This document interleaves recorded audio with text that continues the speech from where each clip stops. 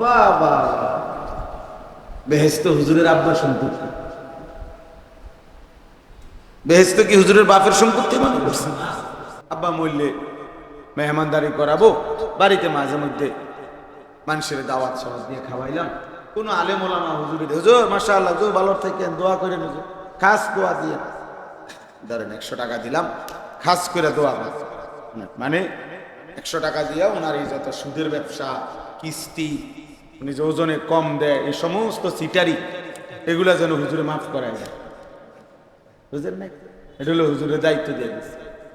এগুলো আপনি ক্লিয়ার করে দিবেন, কোন কোন ফেরেশতা কোন দায়িত্বে আছে, এগুলো ওদের সাথে আপনি কথা বলবেন। ইহা লাগে আমার। বাবা, বেহেশত হুজুরের আব্বার সম্পত্তি। বেহেশত কি হুজুরের বাপের সম্পত্তি মনে করছে? তো হুজুরে বেহেশতের থেকে, আমি এখন বেহেশতের থেকে আইছি, আমি কুমিল্লা ক্যান্টনমেন্ট থেকে আসছি। বুঝেন না বিষয়? আমি কি বেহেশতের থেকে আসছি যে আমি আসি আখেরাত বেহেশতের থেকে আসি আবার জায়গা এনে? না, যে মাঠে আপনাকে হিসাব দিতে হবে সেই মাঠে আমাকে হিসাব, একই মাঠে আমরা সকলেই কি দিতে হবে হিসাব। ইয়াউমা ইয়াকুমুন নাসু লিরাব্বিহিম, সব মানুষ দাঁড়াতে হবে। এই জন্য আমার এই প্রথম কথাটা মনে রাখবেন, টেলিভিশন নির্ভর দিনদার ভাবলে হবে। হ্যাঁ, অন্যখানে মোবাইল থেকে অন্য কিছু থেকে শুনলেন, ঠিক আছে, তো নিজের ইসলাম, নিজের সংশোধন, নিজের সুন্দর একটি জীবন গঠন, ইসলামী জীবন গঠন, এর জন্য এই দুই জিনিস সর্বদা সাথে থাকে, কোরআন সুন্নাহ এবং কোরআন সুন্নাহ বুঝনেওয়ালা, আমল করেনেওয়ালা, উপযুক্ত মুত্তাকি আলিম দ্বীন আল্লাহ, এটা লাগবে। কিতাবুল্লাহ রিজালুল্লাহ, বলেন তো এই শব্দটা আপনারা? এই শব্দ দুইটা আরো আলেম থেকে পরে বুঝেন, বাকি এই শব্দ দুইটা তো মনে রাখতে পারেন।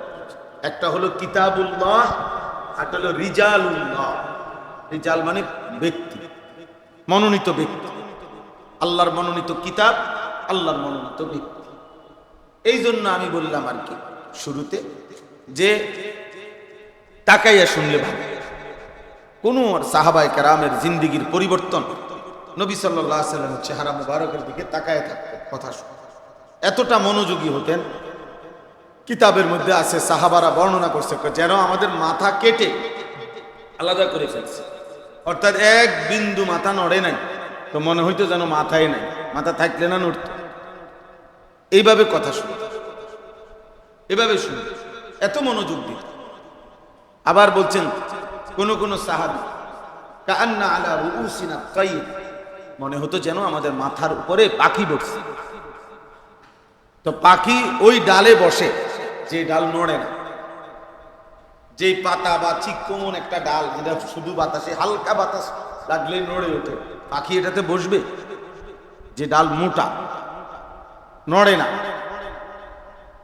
তাহলে পাখি মাথায় যেন পাখি বসছে, অর্থাৎ মাথা এত স্থির যে পাখি মনে করতো এটাও একটা ডাল। এত আন্তরিকতা নিয়ে ওনারা শুনতেন। মূল বিষয়টা হলো আন্তরিকতা, মনোযোগ, আগ্রহ। এই জন্য সবসময় এটা মনে রাখে। আমার বয়ান না শুনে জুমার নামাজ, আপনার ইমাম সাহেব অপরিচিত ছোটখাটো হুজুর, 5,000 টাকা বেতন, 3,000 টাকা হোক বেতন, এটা বড় কথা, সে আল্লাহর পক্ষ থেকে মনোনীত। হ্যাঁ, কোন বক্তা একবার 50,000 টাকা দিয়ে আনছে দেখা উনি একবার সাঁদের দেশে চলে গেছে, আর আপনার মসজিদের ইমাম সে, তাকে আপনি কদর করলেন, এটা সম্পূর্ণভাবে অজ্ঞতার, মূর্খতা ছাড়া আর কিছু। এটা মূলত ব্যক্তির পূজারি হলো, কোরআন সুন্নাহ আখিরাতের ফিকির হলো। নিজ মসজিদের ইমামকে, আলেমকে, মহল্লার আলেমদেরকে কদর করতে হবে, প্রত্যেক মানুষের হেদায়েতের জন্য, প্রত্যেক মানুষের পথ প্রদর্শনের জন্য আল্লাহ তাআলা ওই মহল্লার ওলামায়ে কেরামকে আল্লাহই মনোনীত করছে, আল্লাহই মনোনীত করে দিয়েছেন। হাদিসে নবী সাল্লাল্লাহু আলাইহি সাল্লাম ইমামের জন্য আল ইমামু যামিন, ইমাম সাহেব জামিন। এই যে কোর্টে আসামির যে জামিন হয়, মানে কি? মানে যেই অ্যাডভোকেট জামিন করা, উনি ওনার নাম লিখতে হয়, মানে তোমার জিম্মাদারিতে তারে কি দেওয়া হইল, ছেড়ে দেওয়া হইল, মানে মুক্তি দেওয়া হইল। যদি সে ভাগ্যে যায়, নিয়মিত হাজিরা না দেয় কোর্টে, তাহলে দায়িত্ব কার? এই অ্যাডভোকেট কি দিতে হবে? কোর্টকে জবাবদিহি করতে হবে। এই জন্যে কয় যে অ্যাডভোকেট সাহেব কি করে দিছে? জামিন করে দিছে। আসামির কি হয়েছে? জামিন হয়েছে। জামিন, এই জামিন মানে কি? উনি এই লোকটার কি নিছেন? জিম্মাদারি নিছেন যে তারে আমি খোঁজ খবর রাখবো, আমি তারে হাজিরা দেওয়ামু, মামলার আমি আনাম। এর তো কয় জামিন। জামিন এই যে হজ উমরার মধ্যে যে সমস্ত কোম্পানি লোক নেয়, ওরা এটার কি জামিন? মানে এই লোক যদি সৌদি আরব গিয়ে ভাগ্যে যায়, তাহলে এই কোম্পানির জাম শেষ। বুঝছেন না? যারা নিচে থাকে এখানে একটা কি অথরাইজড, মানে কারা এটা দায়িত্ব নিল তার? আল্লাহ রসুল সাল্লাল্লাহু আলাইহি সাল্লাম বললেন একজন ইমাম জামিন, জামিন অর্থাৎ সে যেন এই মহল্লাবাসীর ঈমান, আমল, আখিরাত, জান্নাতের জিম্মাদারি নিল, যে ইনশাআল্লাহ আমি এদেরকে এভাবে পরিচালিত করব যে ইনশাআল্লাহ এদের আখিরাতের পথের সব ব্যবস্থাপনা আমি করে দেব। এত বড় দায়িত্ব, এত বড় জিম্মাদারি, এটা নবীজি ইমামকে দিয়েছেন, বক্তাকে না। আলগা বক্তা না, আমি তো মৌসুমি বক্তা আসলাম, আমি আবার চলে যাব, আমার আপনি আর পাবেন না। আবার পাইতে হইলে আপনাকে বহুত কাঠখড় ফুরাইতে হবে। তো আপনি শুধু বক্তা নির্ভর হইলে তো হবে না। বুঝছেন নি আমার কথা? আপনারা বুঝতেছেন কিনা? যে না, আমি বক্তা যদি পছন্দ হয়, বক্তার ওয়াজ যদি ভাল লাগে, অথবা এই বক্তা যদি সারা দেশে প্রসিদ্ধ হয়, তাহলে হের ওয়াজ শুনুন, তাহলে তো আপনি বক্তা নির্ভর হইলেন। আপনার ঈমান আমল হলো কোথায়? রাসূলুল্লাহ সাল্লাল্লাহু আলাইহি ওয়াসাল্লাম বলেছেন, আল্লাহুম্মা রশিদিল আইম্মা, হে আল্লাহ ইমামদেরকে সঠিক পথ দেখান। তাহলে ইমামের জন্য নবীজি দোয়া করছে কেন? ইমামকে সঠিক পথ দেখান কেন?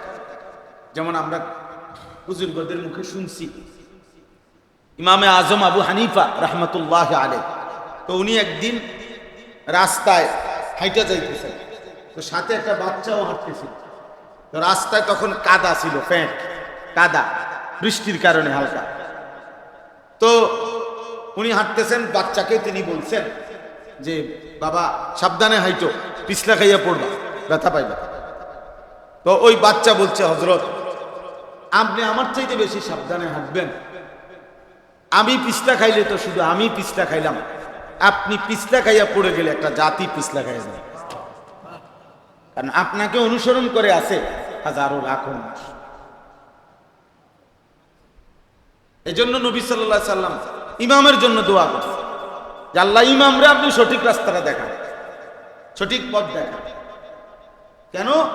কারণ এই ইমামের পিছনে 200 মুসল্লি আছে। ওই বেচারার ভুল, এই বেচারার কোন রকমের গুমরাহি, এই বেচারার কোন নাফরমানি, তো এই 200 মুসল্লির ঈমান আমল বরবাদ করে দেয়, বরবাদ করে। উনি তো মাশাআল্লাহ মুসল্লিরা তো নামাজ পড়ে গেল, কিন্তু ইমাম সাহেবের কেরাত যদি ভুল হয়, আমার জীবনে আমি অসংখ্যবার ইমাম সাহেবের পিছনে নামাজ পড়েও বহু, কারণ আমি তো পথে পথে নামাজ পড়ি, যেহেতু আমার জিন্দিগি চলায় পথে পথে থাকি, তো বহু জায়গায় জীবনে বহুবার নামাজ আবার দোহরাইছে। ইমাম সাহেবের পড়ার এই সুরত মুসল্লি তো নাই, বুঝেন না?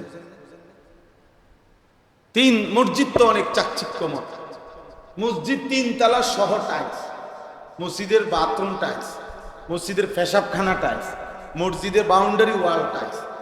খবর নিলে দেখা যাবে সভাপতি, সেক্রেটারি, কেশিয়ার, ওনাগো শরীরও হয়তো টাইলস,